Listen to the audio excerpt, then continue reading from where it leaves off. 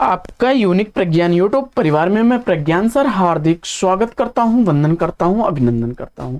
प्यारे साथियों, विहंगम दृष्टि अध्ययन श्रृंखला में हम लोग बड़े ही महत्वपूर्ण प्रकरण पर चर्चा करने वाले हैं।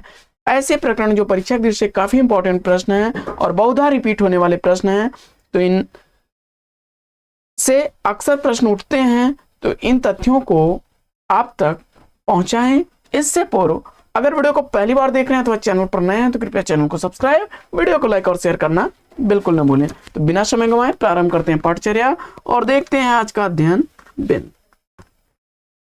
कुछ चर्चित एकांकियों को देखते हैं। रामकुमार वर्मा द्वारा लिखी गई पृथ्वीराज की आंखें, रेशमी टाई, दीपदान काफी चर्चित एकांकी। भोर का तारा जगदीश चंद्र माथुर की हैं। ये सब सारी इंपॉर्टेंट रचनाएं हैं। नदी प्यासी थी धर्मवीर भारती की। दूसरा दरवाजा लक्ष्मी नारायण लाल का। ऋण की हड्डी जगदीश चंद्र माथुर की। वहीं नए मेहमान उदय शंकर भट्ट की। काफी इंपॉर्टेंट रचनाएं हैं एकांकी से संबंधित। वहीं कुछ यात्रा वृत्तांत देख लेते हैं। यात्रा वृत्तांत को तो अंतहीन आकाश विश्वनाथ तिवारी का। आंखों देखा पाकिस्तान कमलेश्वर का। अपोलो का रथ श्रीकांत वर्मा का। आखिरी चट्टान तक मोहन राकेश का। और चीणों पर चांदनी निर्मल वर्मा का यात्रा वृत्तांत। कुछ चर्चित आत्मकथाओं को देखते हैं। तो कस्तूरी कुंडल बसे, गुड़िया भीतर गुड़िया, मैत्रेयी पुष्पा की रचनाएं। चर्चित इस संस्मरण में देख लेते हैं, क्षमा करें, चर्चित आत्मकथाओं में अपनी खबर पांडे बेचन शर्मा उग्र की। क्या बोलूं क्या याद करूं, नीण का निर्माण, फिर बसेरे से दूर और 10 द्वार से सोपान तक, हरिवंश राय बच्चन की काफी चर्चित आत्मकथाएं हैं। कुछ संस्मरणों को देखते हैं। तो पद्म पराग पद्म सिंह शर्मा का। व्योमकेश दरवेश विश्वनाथ त्रिपाठी का। चिड़िया रैन बसेरा विद्यानिवास मिश्र का।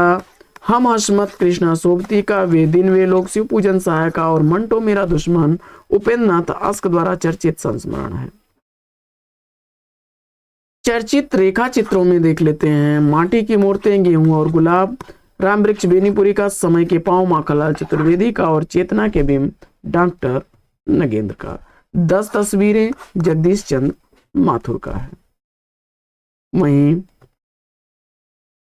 दलित आत्मकथाओं में अपने अपने पिंजरे मोहनदास नैमिषराय की। जूठन ओम प्रकाश वाल्मीकि, मुर्दहिया और मणकटिका तुलसीराम की चर्चित आत्मकथाएं हैं। जीवनी साहित्य में प्रेमचंद्र घर में है, शिवरानी देवी द्वारा लिखी गई, उनकी पत्नी थी। जीवनी है। कलम का सिपाही अमृत राय द्वारा लिखा गया, उनके पुत्र हैं। और मदन गोपाल ने कलम का मजदूर लिखा था, प्रेमचंद्र की जीवनी।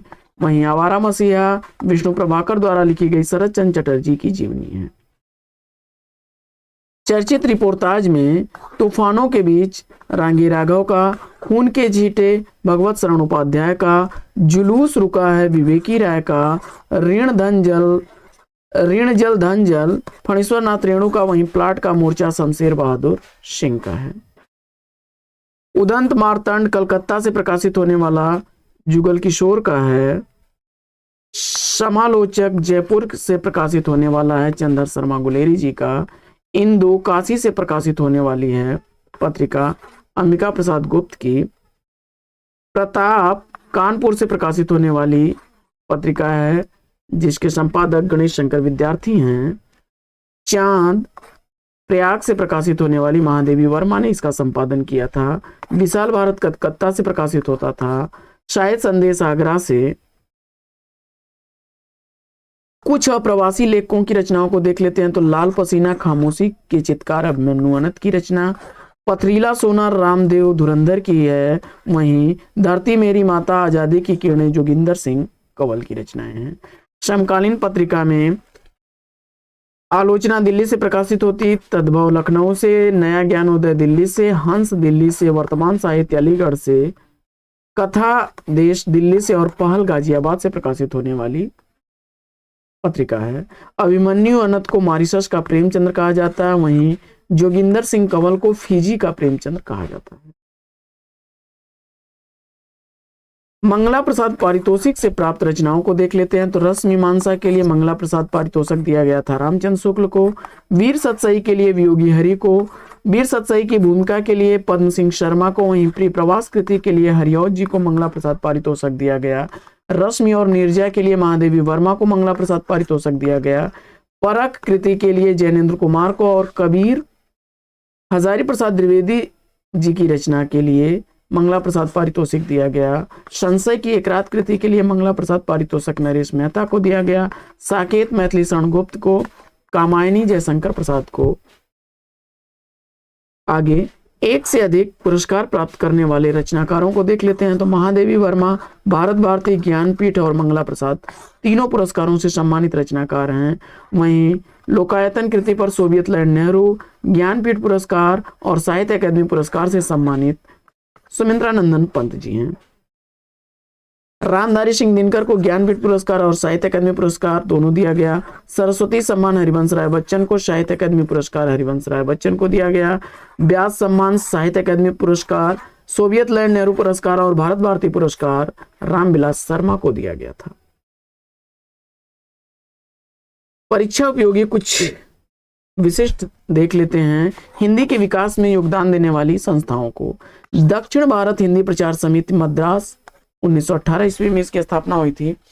राजभाषा विधायी आयोग 1961 ईस्वी में विधि मंत्रालय द्वारा।